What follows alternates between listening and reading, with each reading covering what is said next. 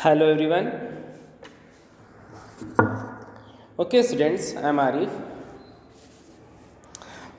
Today we will take your online classes, and in your syllabus, 12th syllabus, the first chapter is the last lesson. That is the satire. We can say that the first chapter of your syllabus, English syllabus, the last lesson. है ना? That was written by Alphonse Daudet. Actually, this chapter was just set in the time of the Franco and Persian War. है ना? That was I think the date was 1872 71. Okay, that is other thing. Now just come to the characters. Firstly, we have to discuss about the characters. How many characters of this chapter? I mean, a protagonist of this story. So there are two protagonists of the story. The first is the first is Franz, who is a schoolboy, and the next one is M. Hamel, है ना? Who is a very strict teacher. But now we have to just know the characters separately. Firstly, we have to discuss about the Franz. Franz, he is a sensitive and honest schoolboy who accepts his fault of ignoring his lessons. Actually, if you firstly discuss about the Franz is a very sensitive, honest schoolboy. Why the narrator just call him the sensitive and the honest schoolboy? Actually, the main reason behind it, when he was a schoolboy and he was not paying attention towards their studies, actually he has no interest in their mother tongue. I mean the French language, means everything. He was too lazy boy. But at the last day of the language, he accepts his fault, है ना? I means to say that जब French language पढ़ाई जाती थी तब उसे थोड़ा भी इंटरेस्ट नहीं था. बट जब फ्रेंच लैंग्वेज अब नहीं पढ़ाई जाएगी, आई मीन जर्मन ने अटैक कर दिया है और वो युद्ध को जीत गया है, तो अब वहाँ पे फ्रेंच लैंग्वेज और नहीं पढ़ाई जाएगी, तो वो इन चीज़ों को एक्सेप्ट कर रहा है. एक्चुअली ही वो just accepting means that he has just कह सकते हैं मेक द फॉल्ट, है ना, end of ignoring his lessons, की अभी तक वो अपने लेसन्स को क्यों नहीं पढ़ता आया था. ठीक. And the next one is mister M Hamel. ठीक. तो M Hamel is a sincere, a strict teacher of French language who is passionately patriotic. He breaks down at the end of his last lesson. Means M. Hamel, he is a sincere, I mean we can say that diligent and a strict teacher. बहुत strict teacher होते हैं. Even he always just punish the student if they have not just completed their homework, है ना. If they have just making any kinds of fault, then Mr. M. Hamel punish the students, है ना. तो so that we call him that he is a strict teacher. And he, so if you're talking about the language of the M. Hamel, so he was a French language teacher, है ना, who passionately a patriotic, एक बहुत ही बड़े देशभक्त थे और French language teacher थे. ठीक. And he breaks down at the end of his last lesson. Breakdowns, I mean means to say that he was totally, we can say that totally sad, means unhappy, कि आज के बाद French language नहीं पढ़ाई जाएगी. इस वजह से बहुत ही ज़्यादा दुखी हुए थे. ठीक. तो these are the two characters, I mean mister M Hamel who is a strict teacher and a French who is a student. Okay, I hope you have to understand. And now just come to the chapter case. Chapter case means to say that ki what kinds of story has just passing through this clear, then doesn't matter. Now just come to the story.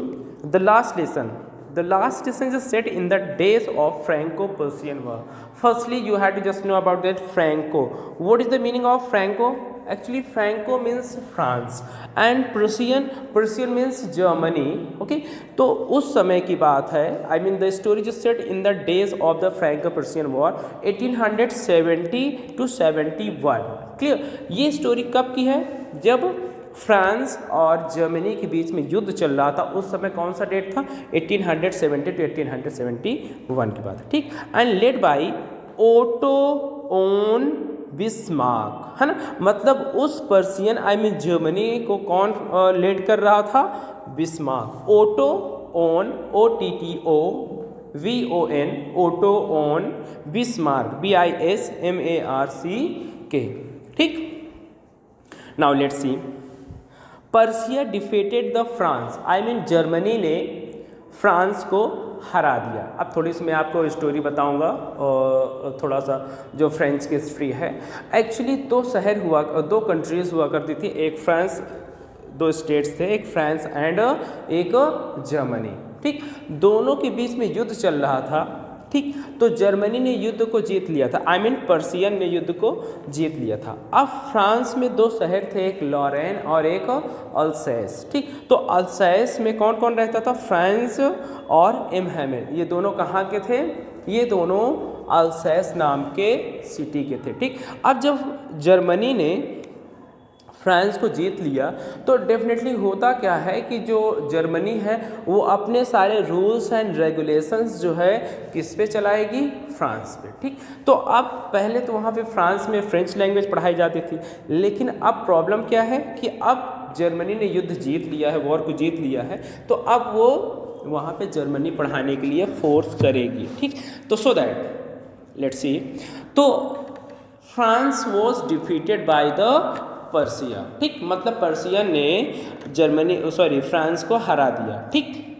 अब देखो, the district of Alsace and Lorraine, I mean जो France के जो दो district हैं, एक Alsace और दूसरा Lorraine, passed into the Prussian hand. अब ये किसके कब्जे में आ गए हैं?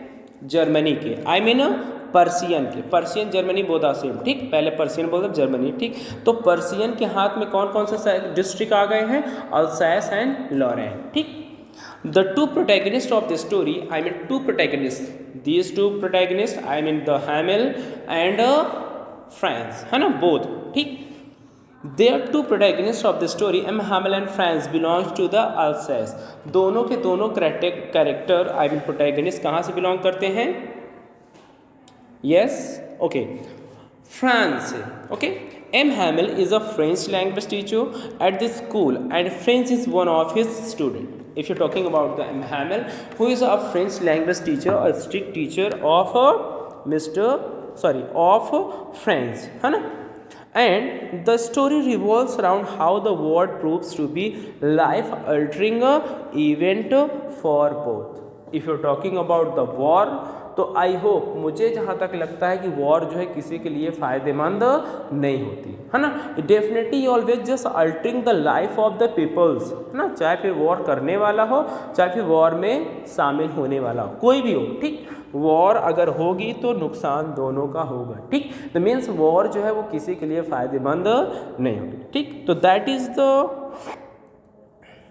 Characters and the chapter sketch of the story. I hope यहाँ तक आपको समझ में आया हो। Now let's C, just talk about the author.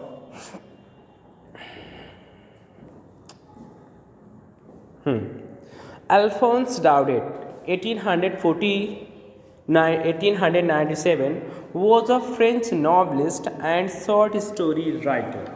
Okay? I hope there is no more extra things to explain about the author, है ना? And his actual experience of life at the every social level and in the course of travels helped to develop his natural gifts. Okay? During the Franco-Prussian War, which had a profound effect on his writing, he established in the French army, and France lost the war, and his failing health forced him to go back to writing for the rest of his life. Clear? So these are about the author. I hope there is no extra things to explain about himself.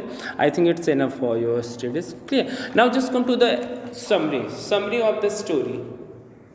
Okay. Now your summary start from here. Friends is reluctant to go to school. Firstly अगर हम बात करते हैं, French का मन नहीं है school जाने का, ठीक। Let's see, French started for school very let that morning His French teacher, M. Hamel, had announced that he would question the class on participles. Poor Franz did not know even a single word about them and was afraid of scolding from his teacher. Let's see. हम थोड़ा सा हम flashback में जाते हैं.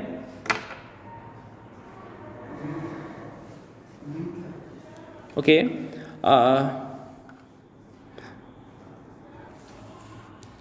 Okay तो friends, अगर हम थोड़ा सा स्टार्ट करते हैं स्टोरी शुरू की, तो फ्रेंड्स जो है थोड़ा सा पीछे, बहुत ही लेजी स्टूडेंट है ना, बहुत ही ज़्यादा लेजी स्टूडेंट है. वो पढ़ने में उसका मन नहीं लगता है, वो पढ़ना भी नहीं चाहता है, स्कूल इवन उसका स्कूल जाने का भी कोई मूड नहीं है, फिर भी वो ना चाहते हुए भी स्कूल की तरफ आगे बढ़ रहा है. Okay, let's see. Franz started for school very late that morning. उस दिन actually he was totally unknown about that what kinds of happening was happening in और फ्रांस. इतना ज़्यादा लेजी है कि उसको अपने सराउंडिंग्स में या फिर फ्रांस में क्या हुआ था, जर्मनी के बीच में और हमारा फ्रांस का युद्ध हुआ था, ये सारी चीज़ें उसको अभी कुछ भी नहीं पता है, अभी कुछ भी नहीं जानता है. वो सुबह लेट में उठता है और स्कूल के लिए रेडी हो जाता है, चलने लगता है. ठीक. हिज फ्रेंच टीचर, अगर हम उनके थोड़ा सा फ्रेंच टीचर की बात करते हैं, एम हैमल की बात करते हैं, तो उन्होंने ऑलरेडी एक होमवर्क दिया हुआ था. उन्होंने अनाउंस किया हुआ था कि he would questions on the participles, कि आप लोग घर से पार्टिसिपल्स पढ़ के आइएगा, मैं उस पर कुछ क्वेश्चंस पुट अप करूँगा. Actually I have to just know about the topics participles, है ना, ऐसा मिस्टर एम हैमल ने कहा हुआ था. और फ्रेंड्स को ये पढ़ने में इंटरेस्ट है ही नहीं, पढ़ता ही नहीं, तो उसको कैसे पता होगा कि पार्टिसिपल एक्चुअली होता क्या है. ठीक. तो poor friends did not know even a single word about them and was afraid of scolding for his teacher. Means to say, कहने का सेंस ये है कि जो स्टूडेंट्स फ्रेंड्स होता है तो टोटली ऑफ्रेड ऑफ स्कोल्डिंग, कि डेफिनेटली उसके जो टीचर है हैमल, वो उसको डांटेंगे, स्कोल्ड करेंगे, उसको पनिशमेंट देंगे. इस वजह से, क्यों? क्योंकि उसका पढ़ने में मन लगता नहीं है, उसने एक भी सिंगल वर्ड नहीं जानता है कि पार्टिसिपल होता क्या है. ठीक. अब वो इस वजह से और स्कूल नहीं जाना चाह रहा है, इस वजह से और उसकी स्कूल जाने की हिम्मत नहीं पड़ रही. ठीक. क्यों? क्योंकि उसके स्कूल टीचर जो है, जो होमवर्क दिए हैं पूछने के लिए, अगर वो मैं नहीं बता पाऊंगा तो उसके टीचर डेफिनेटली उसको स्कोल्ड करेंगे, डांटेंगे. ठीक. Now next.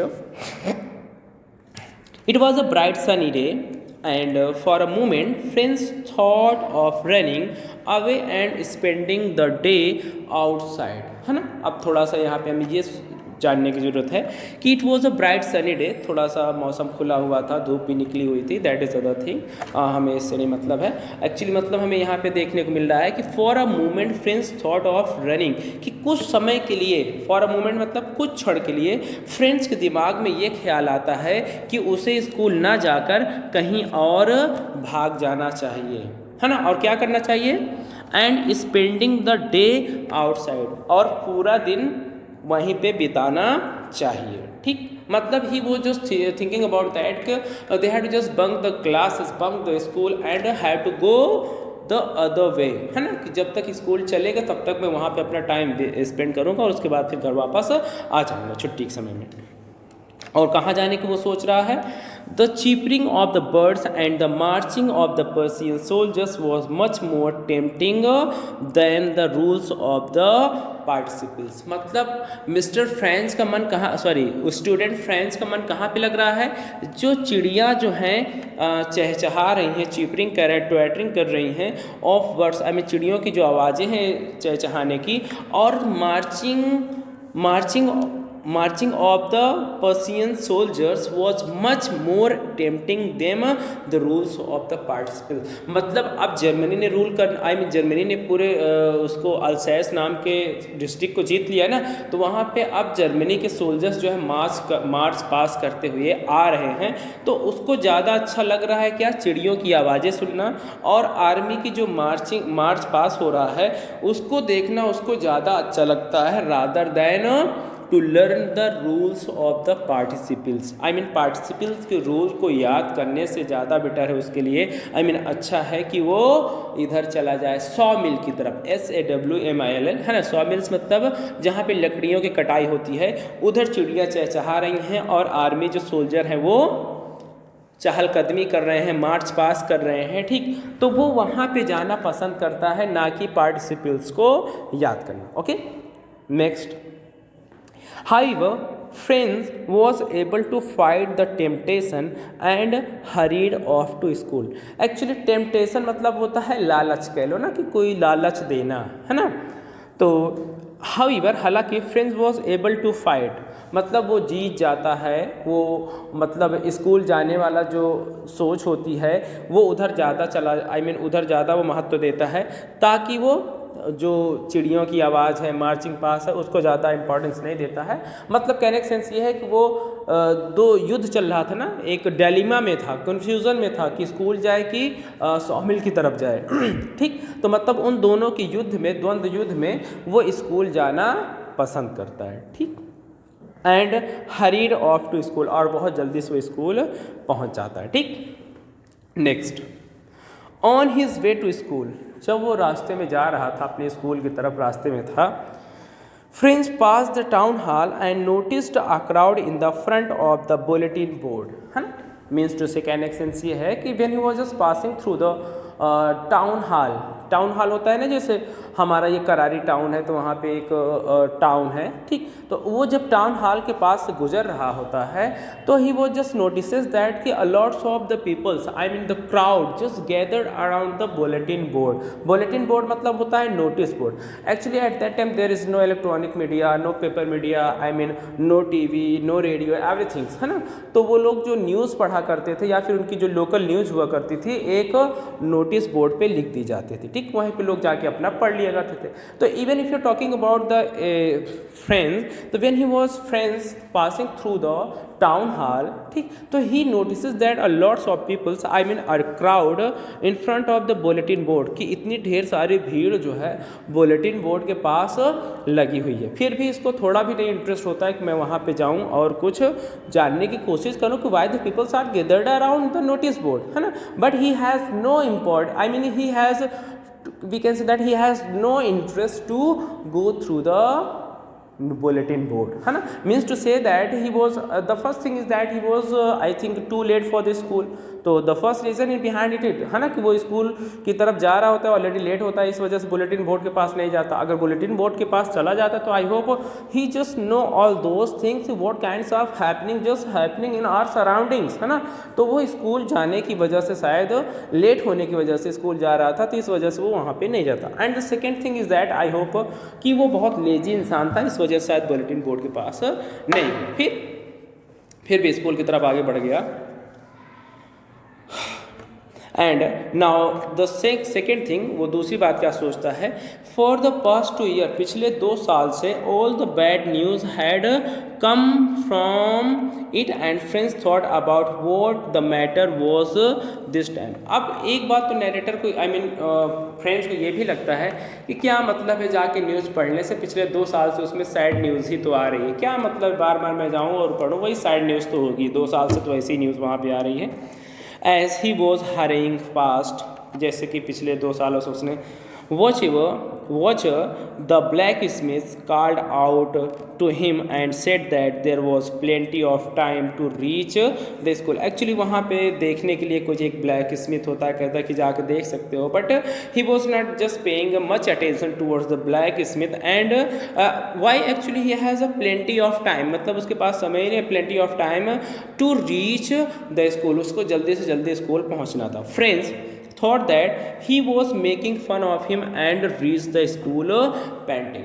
वो उसका मजाक बनाते हुए और दौड़ते हुए स्कूल की तरफ पहुंच गया। When he was just reached to the school, then at that time he was panting। panting मतलब होता है हाँफना, ठीक, PAINTING, पैंटिंग PANTING, पैंटिंग मतलब होता है हाँफना, ठीक। जब स्कूल पहुंचता है तो बहुत तेजी से वो हाँफ रहा होता है, ठीक। Now next,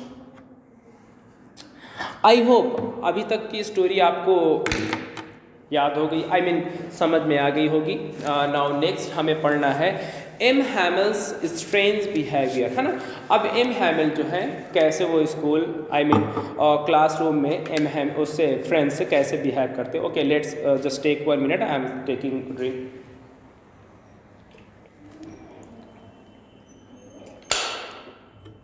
okay, let's start now. अब हमने देखा कि एम हैमल की क्लास ऑलरेडी स्टार्ट हो चुकी है और फ्रेंड जो है वो स्कूल लेट से आता है, वो भी एट एनी हाउ किसी तरह से अपने उस पे इमोशंस पे जीत कर, अपने डिलेमा पे जीत के वो स्कूल की तरफ रवाना होता है और इवन वो स्कूल पहुंच जाता है। Actually he was too afraid of his teacher M Hamel. क्यों? क्योंकि वो डांटने के लिए बहुत डर रहा होता है ना कि उसका पार्टिसिपल पे होमवर्क नहीं होता। Now let's see M Hamel's strange behaviour. अभी तक फ्रेंड्स की जो एक सोच है या फ्रेंड्स जो सोचता है कि मेरे टीचर मुझे कैसे पनिश करेंगे, मैंने पार्टिसिपल पे अपना होमवर्क नहीं तैयार किया है, तो वो जानता था कि उसके टीचर डेफिनेटली उसको पनिश करेंगे ही करेंगे। बट जब वो स्कूल आता है तो यहाँ पे एकदम से अलग ही माहौल उसको मिलता है, एकदम एटमॉस्फियर, इवन हर चीज़, एवरीथिंग्स टोटली जस्ट चेंज्ड। पूरी की पूरी स्टोरी जो है वो एकदम चेंज हो जाती है कि उसके टीचर ने उसको डांटा नहीं और everything's, that is the thing. Now let's see when friends reach the school. Friends जो है जल्दी जल्दी स्कूल जाता है और जब स्कूल पहुंच जाता है, he was very surprise to find that everything was quite, है ना। जब वो स्कूल पहुंचता है तो देखकर बहुत ही ज़्यादा सरप्राइज्ड हो जाता था। ठीक, क्यों हो गया था? क्योंकि वहाँ पे सारी चीज़ें, एवरीथिंग वॉज क्वाइट, एकदम शांत थी। एवरीथिंग वॉज क्वाइट मतलब एक्चुअली होता है ना, जिससे हम सुबह सुबह स्कूल जाते हैं ना, तो स्कूल में बच्चे शोर करते रहते हैं, some students are running behind इधर here and there and some students are just closing the desk and opening the desk, है ना। तो इस तरह से बहुत ढेर सारी नॉइजेस होती रहती है, बहुत ढेर सारे साउंड से उठते रहते हैं, जिसकी वजह से बहुत डिस्टर्बेंस होता है और बहुत ही आवाज़ होती रहती है। लेकिन जब जो फ्रेंच स्टूडेंट है स्कूल पहुंचता है तो वो देखकर सरप्राइज हो जाता है। तो इस समय तो बच्चों को दौड़ते रहना चाहिए, खेलते रहना चाहिए, आवाज़ें होती रहती थी, लेकिन आज की डेट में सब कुछ एकदम क्वाइट है। Usually when the school begin, जैसे कि जनरली स्कूल जब शुरू होता है ना तो शुरुआत में आवाज़ होती है, बच्चे शोर करते रहते हैं, and there would be a great commotion and activity. Friends had often counted on the commotions to get to his desk unnoticed, है ना। मतलब कहने का सेंस ये होता है कि जब स्कूल स्टार्ट होता है, बिगिंस होता है, सुबह सुबह बहुत हौच पौच होता है, बहुत ही कमोशन, बहुत ही आवाज़ें होती रहती हैं, ठीक। लेकिन आज की डेट में जब वो आया है स्कूल तो इतना शांति चारों तरफ है, उसको यही चीज़ें नहीं समझ में आती है। But that day everything was quite as it was on the Sunday morning. लेकिन आज के दिन जब फ्रेंड्स लेट आया हुआ है तो सारी चीज़ें एकदम से शांत हैं, ना तो डेस्क की खोलने की आवाज़ें हो रही हैं, ना बच्चों के दौड़ने की आवाज़ें आ रही हैं, ना बच्चों के चिल्लाने की आवाज़ें आ रही हैं, ठीक, ना तो प्रेयर की आवाज़ें हो रही हैं। जनरली जो हमेशा इस समय पे हुआ करती थी वो सारी आवाज़ें अब नहीं आ रही, ठीक।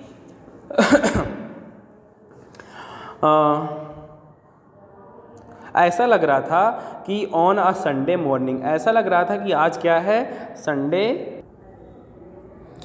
ओके, तो ऐसा लग रहा था कि आज के डेट में संडे मॉर्निंग है। Sunday morning in the sense कि संडे को तो सब लोग आएंगे नहीं तो पूरा स्कूल शांत रहता है। सेम टू सेम ऐसे आज भी पूरा का पूरा स्कूल शांत है, इवन बच्चे हैं, सब लोग हैं, टीचर्स हैं, तब भी आज पूरा स्कूल एकदम क्वाइट लग रहा है, एकदम शांत लग रहा है। Friends noticed that all of his classmates were already in their seat and M. Hamel was walking up down with his iron ruler under his arm. अब मिस्टर फ्रेंच नोटिस क्या करते हैं कि उसके जितने भी क्लासमेट थे, आई मीन क्लास के स्टूडेंट, दोस्त थे, वो सब अपनी अपनी जगह पे बैठे हुए हैं और एम हैमल अपना जो रूल है, आयरन का रॉड है, उसको लेकर वहीं पे वो नीचे की तरफ टहल रहे हैं अपने हाथों में, ठीक। Now he had to open the door and reach to seat in front of everybody. अब वो धीरे से दरवाजे को खोलता है and reach his seat, और अपने सीट पे जहाँ पे वो बैठता था वहाँ पे पहुँच जाता है, ठीक, सबके सामने बैठ गया। He was blushing and was very frightening, बहुत ही डरा हुआ है। क्यों?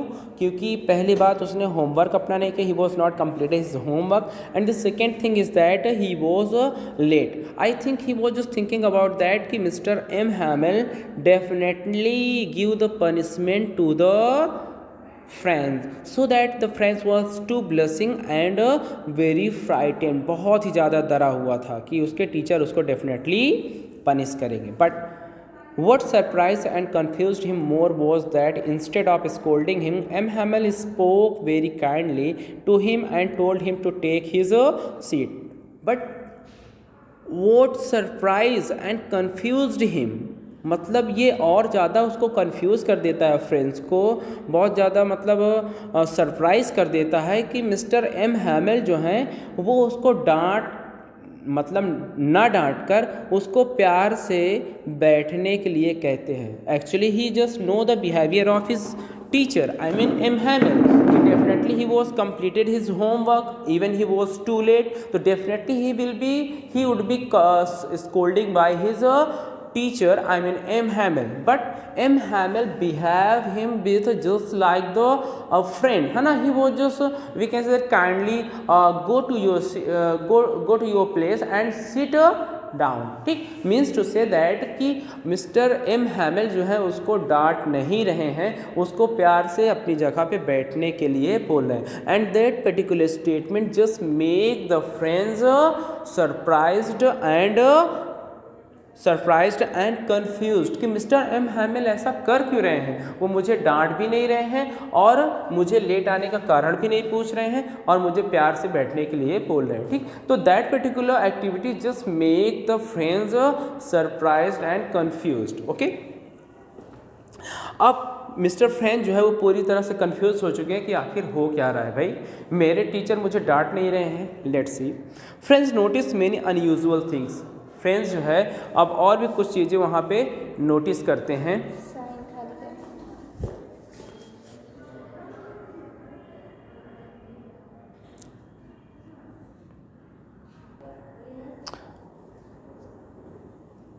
ओके, तो हमने देखा क्या कि फ्रेंड्स जो है बहुत ही सरप्राइज्ड है और बहुत ही मतलब कह सकते हैं कि एकदम से कंफ्यूज्ड हो गया है कि उसके टीचर उसको डांटे क्यों नहीं, लेट आने का कारण भी नहीं पूछा और आसानी से बैठने के लिए बोल रहे हैं, ठीक।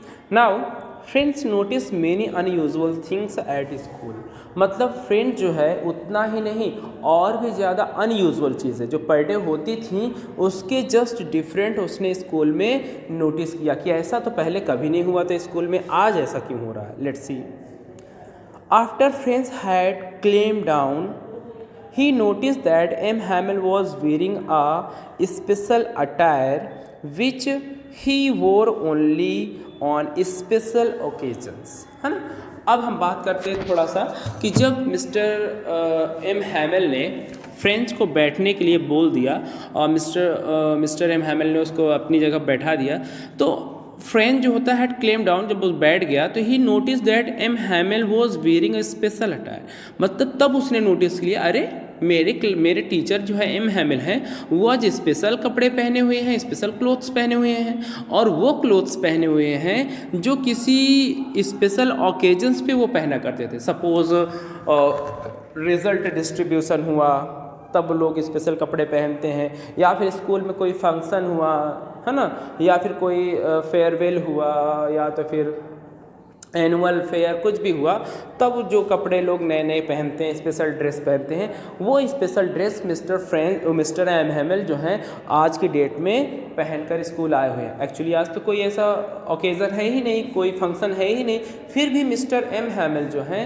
वो क्यों इस तरह के कपड़े पहन रखे हैं, ठीक। तो that particular things that was noticed by the friends, है ना, and the whole school was strange and seriousness prevailed in the atmosphere, means to say the whole school was so strange, मतलब पूरा का पूरा स्कूल एकदम से अजीब दिख रहा था, है ना, एंड अ सीरियसनेस, और सबके चेहरे पे एक सीरियसनेस देखने को मिल रहा था। Means to say that the whole school atmosphere just like be a serious, है ना, पूरा का पूरा स्कूल का जो एटमॉस्फियर था वो सीरियस था।